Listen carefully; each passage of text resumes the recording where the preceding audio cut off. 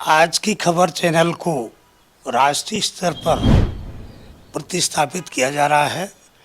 मैं चैनल के लोगों को बहुत बहुत बधाई देता हूं और बहुत बहुत शुभकामनाएं देता हूं। देश के विकास के लिए, प्रदेश के विकास के लिए यह चैनल सकारात्मक भूमिका निभाएगा और लोगों को इसका लाभ मिलेगा।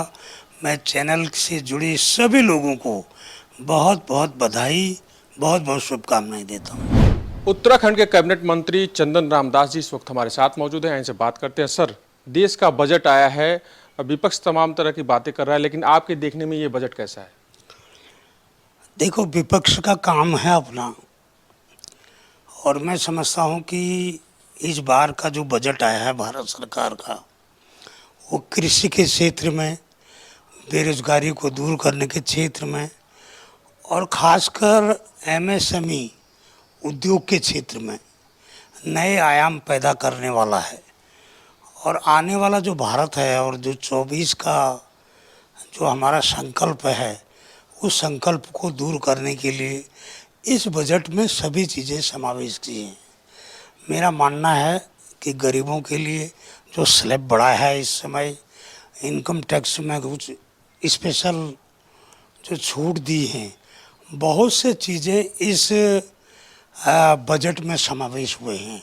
इसके लिए मैं देश के माननीय वित्त मंत्री जी को, प्रधानमंत्री जी को, सरकार को बधाई देता हूँ।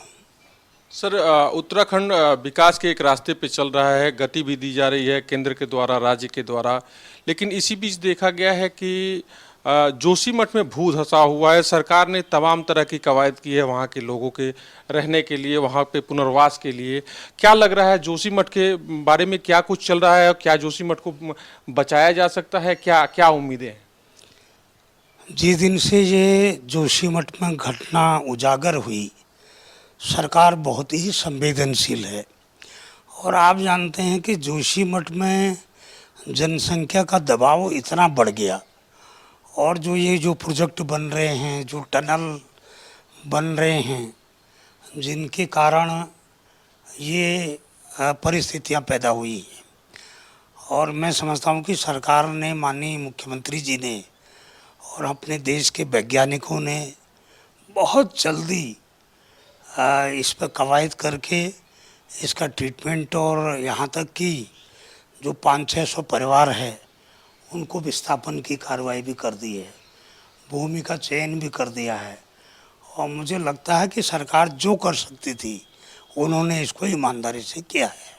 उत्तराखंड के विकास की बात की जाए तो पहाड़ी राज्य है और विकास के लिए तमाम अभी चीज़ें हैं जहां पे विकसित करने की ज़रूरत है, क्योंकि पलायन भी समस्या रही है और विकास से अछूता रहने के कारण पलायन होता रहा है। परिवहन के दृष्टिकोण से क्या कुछ चीज़ें चल रही हैं? परिवहन को कैसे वहाँ पे दुरुस्त किया जा रहा है? विकास कैसे देखते हैं उत्तराखंड? देखिए, मेरे पास माननीय मुख्यमंत्री जी ने परिवहन विभाग दिया है। परिवहन विभाग में 2 सेक्टर हैं। एक तो परिवहन सेक्टर है। परिवहन सेक्टर तो मजबूत सेक्टर है, और मैं समझता हूँ कि उत्तराखंड राज्य का 35% आमदनी परिवहन से होती है।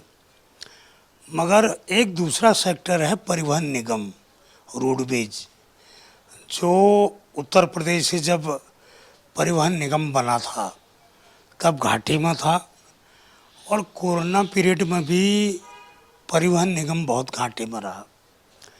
और इस बीच हमने अपने परिवहन निगम के साथियों से कहा कि आप मुझे 1 साल का वक्त दीजिए, और ड्राइवर हैं, कंडक्टर हैं, हमारा ऑफिशियल स्टाफ है, अधिकारी हैं, यूनियन के लोग हैं, सब लोगों ने मुझे सहयोग किया।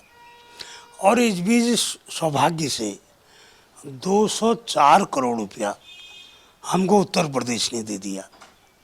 और मैं आपके चैनल के माध्यम से सुखद समाचार देना चाहता हूं उत्तराखंड की जनता को कि हमने रोडवेज को 300 करोड़ के घाटे को पाट कर हम आज की तारीख में 25 करोड़ के फायदे में हैं। और हम आने वाले समय में हम इलेक्ट्रिकल वाहन ला रहे हैं, हम सीएनजी वाहन ला रहे हैं, और पहाड़ों के लिए 200 छोटे वाहन ला रहे हैं। तो हम परिवहन व्यवस्था को मजबूत करने जा रहे हैं और इसमें सबका प्रयास रहा है। हमने 4 धाम यात्रा की पिछले बार, मात्र 1.5 महीने की, अच्छा खासा पैसा कमाया।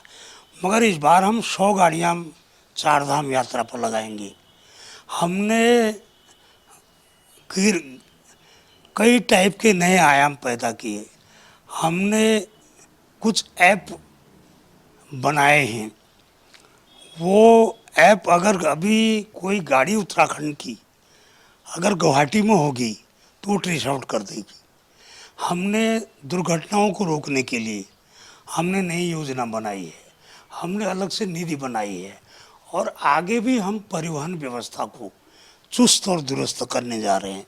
दुर्घटनाएं रुकें, हम ब्लैक स्पॉटों का हमने चयन किया है। हम वहाँ सीसी कैमरे लगाने जा रहे हैं, हम वहाँ डिवाइडर लगाने जा रहे हैं। ऐसे स्थानों को चिन्हित कर रहे हैं जहाँ दुर्घटनाएं होती हैं। चूँकि गाड़ियाँ हमारी होती हैं, रोड एनएच की होती है, पीडब्ल्यूडी की होती है, अन्य संस्थाओं की होती है, तो हम सब लोग मिलके एक ऐसा कोऑर्डिनेशन बनाएंगे कि हम लोगों की जान माज की रक्षा कर सकें। ऐसा प्लान उत्तराखंड में बन रहा है।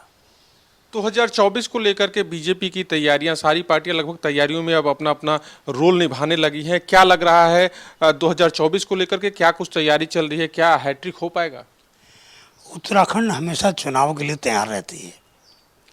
हमारे राष्ट्रीय अध्यक्ष चुन लिए गए हैं, हमारे प्रदेश अध्यक्ष चुन लिए गए हैं, हमारे जिलाध्यक्ष चुन लिए गए हैं, हमारे मंडलों की, युवाओं की और हमारे जितने भी मोर्चे थे सारे गठन हो गए हैं। और हमारे 3 दिन बाद हमारे पूरे प्रदेश में हमारी जिला कार्यकारिणियाँ, मंडल कार्यकारिणियाँ शुरू हो जाएगी।